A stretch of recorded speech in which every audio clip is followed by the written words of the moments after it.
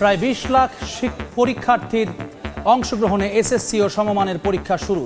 প্রশ্নপত্র নিয়ে মিশ্র প্রতিক্রিয়া। গাজীপুরে দায়িত্বে অবহেলায় ৪ শিক্ষককে অব্যাহতি।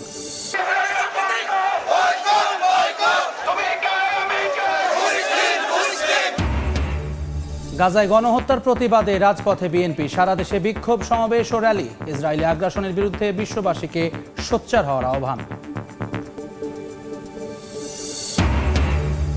মাছ ও কাঁকড়া ধরতে সুন্দরবনে গিয়ে জলদস্যু বাহিনীর হাতে অপহরণ। মোংলায় কোস্টগার্ডের অভিযানে ৬ নারী ও জেলে সহ ৩৩ জনকে উদ্ধার। ১৬টি কাঠের নৌকা জব্দ। এবং সম্ভাবনার দুয়ার খুলছে মিরসরাইয়ের বিশেষ অর্থনৈতিক অঞ্চল। নিশ্চিত হবে সব ধরনের অবকাঠামোগত উন্নয়ন। পুরোপুরি চালু হলে ১৫ লাখ মানুষের কর্মসংস্থানের আশা।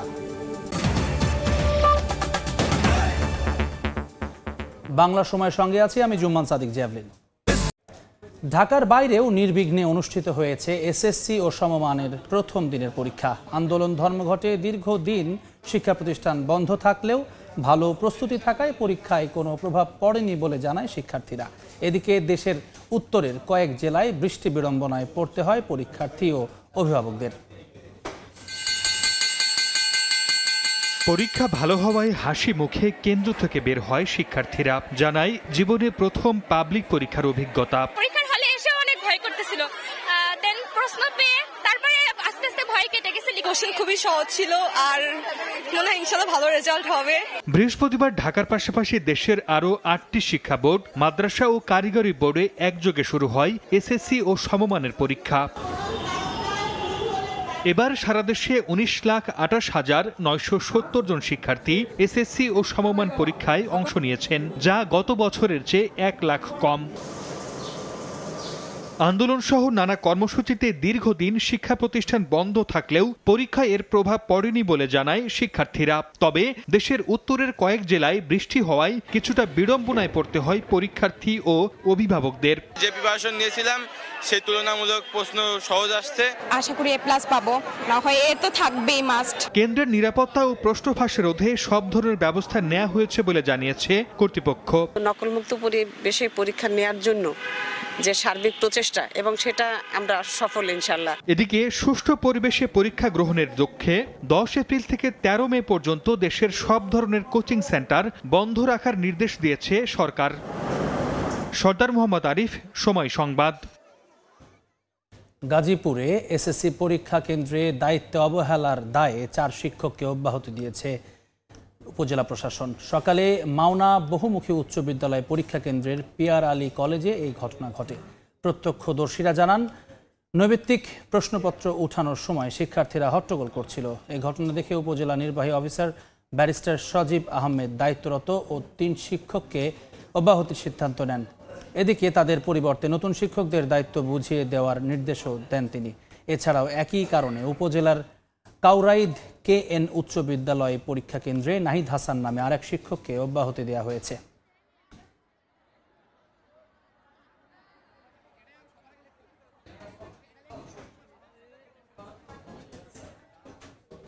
গাজায় ইসরায়েলি বর্বরতার প্রতিবাদে সারা দেশে বিক্ষোভ কর্মসূচি পালন করেছে বিএনপি। ইসরায়েলের মানবতা বিরোধী কর্মকাণ্ড দ্রুত বন্ধের দাবি জানান নেতাকর্মীরা। প্লাকার্ড ও ব্যানার হাতে রাজপথে বিএনপির নেতাকর্মীরা। বর্বর ইসরায়েল নিপাত যাক, ফিলিস্তিন মুক্তি পাক সহ নানা প্রতিবাদী স্লোগানে মুখর রাজপথ। গাজায় ইসরায়েলি নৃশংসতার প্রতিবাদে সারা দেশে বিএনপির বিক্ষোভ কর্মসূচি হয়েছে। চট্টগ্রাম, খুলনা, বরিশাল সহ বিভিন্ন জেলায় প্লাকার্ড, ব্যানার, ফেস্টুন নিয়ে রাজপথে নামেন নেতাকর্মীরা। প্রধান প্রধান সড়ক প্রদক্ষিণ করে সমাবেশে মিলিত হন সবাই। এ সময় নেতাকর্মীরা গাজায় গণহত্যা বন্ধে দ্রুত পদক্ষেপ নেয়ার দাবি জানান। পাশাপাশি অর্থনৈতিকভাবে তাদের চাপে রাখতে ইসরায়েলি পণ্য বয়কট করলেও কোনো প্রতিষ্ঠানে যেন হামলা না করা হয় সেদিকে খেয়াল রাখতে নেতাকর্মীদের আহ্বান জানানো হয়। ইসলামী শক্তিধর যে দেশগুলো আছে তাদের কাছে আমাদের আহ্বান যে এই যুদ্ধটা বন্ধ করতে হবে এবং এই গণহত্যার বিচার করতে হবে। জাতিসংঘকে এগিয়ে আসতে হবে ইসরায়েলকে এই হত্যাকাণ্ড থেকে বন্ধ করার জন্য। আমরা ইসরায়েলি পণ্য বয়কটের আহ্বান জানিয়েছি। এদিকে গাজায় গণহত্যার প্রতিবাদে টাঙ্গাইলের ভুয়াপুরে বিক্ষোভ মিছিল ও সমাবেশ করেছে সনাতন ধর্মাবলম্বীরা। এ সময় ফিলিস্তিনের সমর্থনে সবাইকে ঐক্যবদ্ধ হওয়ার আহ্বান জানান তারা। সর্দার মোহাম্মদ আরিফ, সময় সংবাদ। সুন্দরবনে জলদস্যু বাহিনীর হাত থেকে অপহৃত 6 নারী ও জেলেসহ 33 জনকে উদ্ধার করেছে মোংলা কোস্টগার্ড। জব্দ করা হয়েছে 16টি কাঠের নৌকা। কোস্টগার্ড জানায়, বুধবার সকালে বন অফিস থেকে পাস পারমিট নিয়ে মাছ ও কাঁকড়া ধরতে সুন্দরবনে যান ভুক্তভোগীরা। দুপুরে জলদস্যু করিম শরীফ বাহিনী তাদের মুক্তিপণের জন্য অপহরণ করে। জনপ্রতি 10,000 টাকা দাবি করে দস্যুরা। খবর পেয়ে সন্ধ্যায় খড়খড়ি নদীর মাল্লাখালী এলাকায় অভিযান শুরু করে কোস্টগার্ড। উপস্থিতি টের পেয়ে দস্যুরা ফাঁকা গুলি ছুড়ে বনের গহীনে পালিয়ে যায়। পরে আস্তানা থেকে অপহৃত 6 নারী ও জেলেসহ 33 জনকে উদ্ধার করা হয়।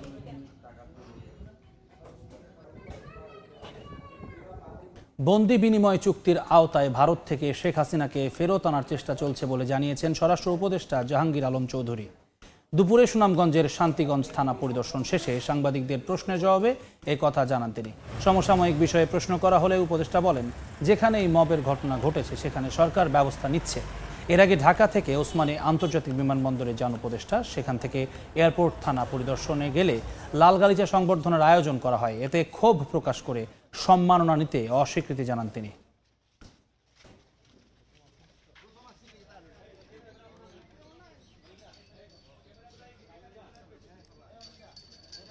যেই জায়গায় ঘটনা ঘটছে, যারাই অপকর্মটা করছে তাদের কিন্তু আমরা আইনের আওতায় নিয়ে আসছি এবং ভবিষ্যতে যদি তারা কেউ এরকম করতে যায় তারা আমরা আইনের আওতায় নিয়ে আসবো। আমাদের তো নিজস্ব কিছু হাতিয়ারও তো আমরা হারাইছি, ওইগুলোও তো আমাদের সব কটা উদ্ধার করা যায়নি।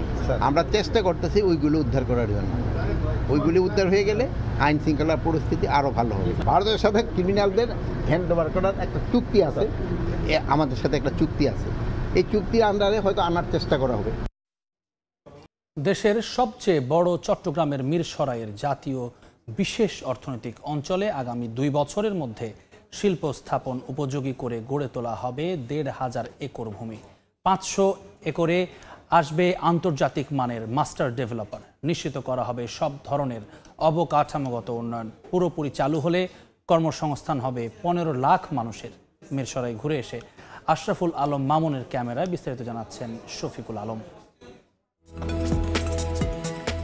চট্টগ্রামের মিরসরাই থেকে ফেনীর সোনাগাজী পর্যন্ত 33,000 একর জায়গা নিয়ে গড়ে উঠছে দেশের সবচেয়ে বড় জাতীয় বিশেষ অর্থনৈতিক অঞ্চল। বর্তমানে 11,000 একরে চলছে উন্নয়ন কর্মযজ্ঞ।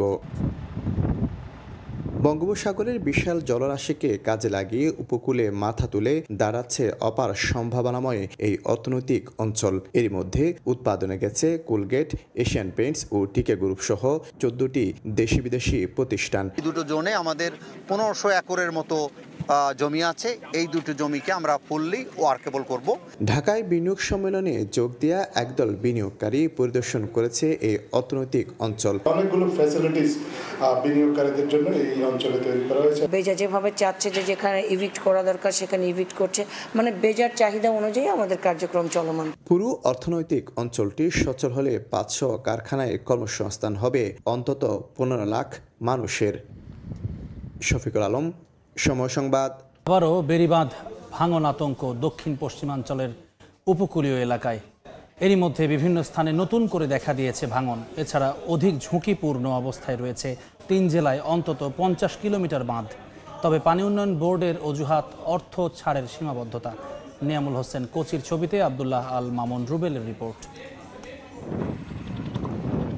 খুলনার দাকব উপজেলার পানখালী ইউনিয়নে ঝপঝপিয়া নদীর পার ঘেঁষে কোথাও ধস, কোথাও আবার দীর্ঘ ফাটল। এমন চিত্র খুলনা, বাগেরহাট ও সাতক্ষীরা জেলার বিভিন্ন নদী তীরের অন্তত 52টি পয়েন্টে।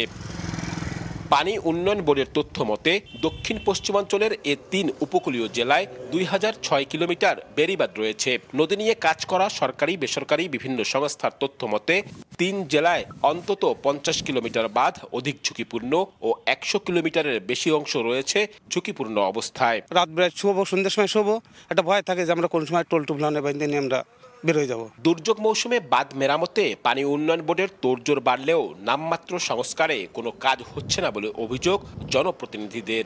তবে অর্থ ছাড়ের সীমাবদ্ধতার অজুহাত পানি উন্নয়ন বোর্ডের। আমাদের রেভিনিউ বাজেটে খুব লিমিটেড টাকা দেয়, ওই টাকা দিয়ে এত বিশাল এলাকার বাঁধ মেরামত করা অনেক ব্যয় সাপেক্ষে সম্ভব হয় না। সম্প্রতি সাতক্ষীরার আশাশুনিতে এমনই একটি ঝুঁকিপূর্ণ বাঁধ ভেঙে প্লাবিত হয় অন্তত 20 গ্রাম। স্বল্প মেয়াদে নয়, দীর্ঘমেয়াদী স্থায়ী টেকসই বেড়িবাঁধ নির্মাণের দাবি পুরো দক্ষিণের উপকূলবাসীর।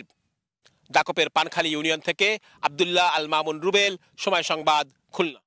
ফরিদপুরে প্রতিবেশীর বাড়িতে খাবার দিতে গিয়ে ধর্ষণের শিকার হয়েছে দ্বিতীয় শ্রেণীর এক শিক্ষার্থী। সোমবার দুপুরে ভাঙ্গা উপজেলার হরুপদিয়া গ্রামের দেলোয়ার মোল্লার বাড়িতে যায় ওই শিশু। এ সময় ঘর আটকে পাশবিক নির্যাতন চালায় 52 বছর বয়সী দেলোয়ার। এতে অসুস্থ হয়ে পড়ে ওই শিশু। স্বজনরা খোঁজাখুঁজি শুরু করলে ভয়ভীতি দেখিয়ে ছেড়ে দেওয়া হয়। পরদিন এ বিষয়ে জানাজানি হলে গ্রামের প্রভাবশালীরা মীমাংসার কথা বলে এবং হাসপাতালে নিতে বাধা দেয়। খবর পেয়ে হরুপদিয়া গ্রামের আসলে পালিয়ে যায় দেলোয়ার মোল্লা ও তার স্বজনরা। তাদের গ্রেফতারে অভিযান চলছে বলে জানিয়েছে পুলিশ।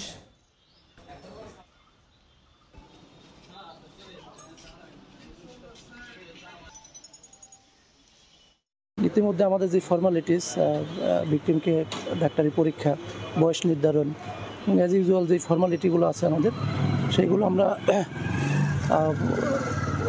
করার জন্য ফরিদপুর মেডিকেল কলেজ হসপিটালে পাঠানো হয়েছে এবং আসামি পলাতক থাকে তাকে গ্রেপ্তারের চেষ্টা করা হচ্ছে। ভ্যাট ও ট্যাক্স সহ সরকারি সব ধরনের সেবা সহজীকরণে কাজ চলছে বলে জানিয়েছেন রাজস্ব বোর্ডের চেয়ারম্যান মোহাম্মদ আব্দুর রহমান খান। দুপুরে চট্টগ্রাম চেম্বার অফ কমার্স আয়োজিত প্রাক বাজেট আলোচনায় এই কথা বলেন তিনি। জানান, ঘরে বসেই সরকারি সব ধরনের সেবা নেওয়া যাবে, কাউকে বাইরে যেতে হবে না। সবকিছুতে অটোমেশন পদ্ধতি চালু হওয়ায় দুর্নীতি ও ভোগান্তি কমবে। এ সময় আগামী বাজেটের জন্য চট্টগ্রাম চেম্বারের পক্ষ থেকে আয়কর বিষয়ক 19টি, ভ্যাট বিষয়ক 40টি এবং শুল্ক বিষয়ক 55টি প্রস্তাবনা তুলে ধরা হয়। যে ইনকাম ট্যাক্স অফিসে অথবা ভ্যাটের অফিসে অথবা কাস্টমসের অফিসে কোনো ব্যবসায়ী যাবে না, কোনো ব্যবসায়ীর লোক যাবে না, সেই ব্যবস্থা করো। যদি প্রয়োজন হয়, তাদের কোনো হেল্প লাগে, তাহলে আমরা ভলান্টিয়ার বাহিনী দিয়ে প্রয়োজনে এটা করব। এই ধরনের একটা পরিস্থিতি আমরা তৈরি করতে চাচ্ছি। টোটাল ফাংশনগুলোকে অটোমেট করে ফেলা, এখানে কোনো ফিজিক্যাল টাস্ক থাকবে না। আপনার অফিসের কোনো লোক, কমার্শিয়ালের লোক, তাদের কোথাও যেতে হবে না, আপনারা ডেস্কে বসে সকল কাজ সম্পন্ন করবেন। এটাই মাননীয় প্রধান উপদেষ্টার গোড়ার কথা।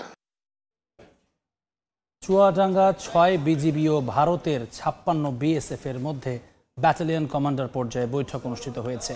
বেলা 11টা থেকে 12:30 পর্যন্ত ভারতের বিএসএফ এর নবচন্দ্রপুর ক্যাম্পে বৈঠক অনুষ্ঠিত হয়। এ সময় সীমান্ত এলাকায় শান্তিপূর্ণ পরিবেশ বজায় রাখার লক্ষ্যে চোরাচালান প্রতিরোধ, অবৈধ অনুপ্রবেশ রোধ, যৌথ টহল জোরদার ও গোয়েন্দা নজরদারি বিষয়ে আলোচনা হয়। পরে বিজিবি ও বিএসএফ এর ব্যাটালিয়ন কমান্ডার পর্যায়ের টিম সীমান্তের 124 নম্বর মেইন পিলার এলাকা ঘুরে দেখেন। সুন্দরবনে চলছে মধু সংগ্রহ। পাশ নিয়ে দলে দলে বনে ঢুকছেন মৌয়ালরা। তবে ঈদের কারণে এবছর কার্যক্রম 1 সপ্তাহ পর শুরু হয়েছে। এদিকে লাভ বাড়াতে সহজ শর্তে সরকারি ঋণের দাবি মৌয়ালদের। আর অবৈধভাবে মধু সংগ্রহ রোধে সতর্ক অবস্থানে বন বিভাগ। মমতাজ আহমেদ বাপির পাঠানো তথ্য ও ছবি নিয়ে রিপোর্ট।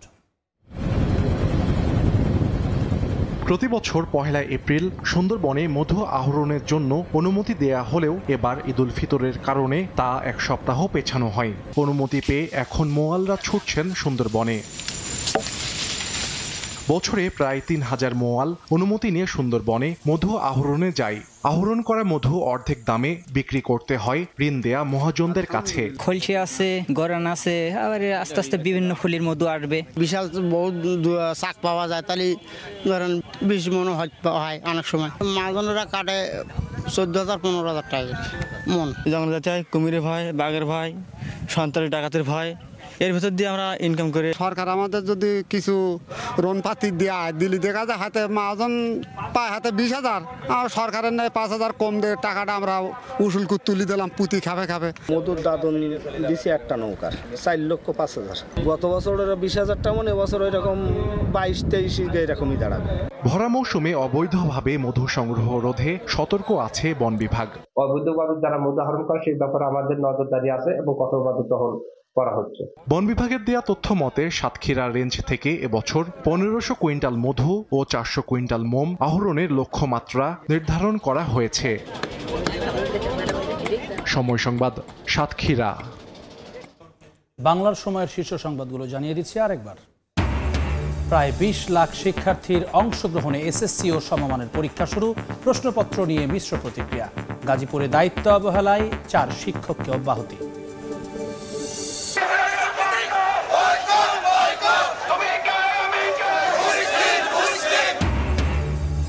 গাজায় গণহত্যার প্রতিবাদে রাজপথে বিএনপি, সারা দেশে বিক্ষোভ সমাবেশ ও র্যালি। ইসরায়েলি আগ্রাসনের বিরুদ্ধে বিশ্ববাসীকে সোচ্চার হওয়ার আহ্বান। এবং মাছ ও কাঁকড়া ধরতে সুন্দরবনে গিয়ে জলদস্যু বাহিনীর হাতে অপহরণ। মোংলায় কোস্টগার্ডের অভিযানে 6 নারী ও জেলে সহ 33 জনকে উদ্ধার, 16টি কাঠের নৌকা জব্দ। এই ছিল বাংলার সময়ে। সঙ্গে থাকুন সময়।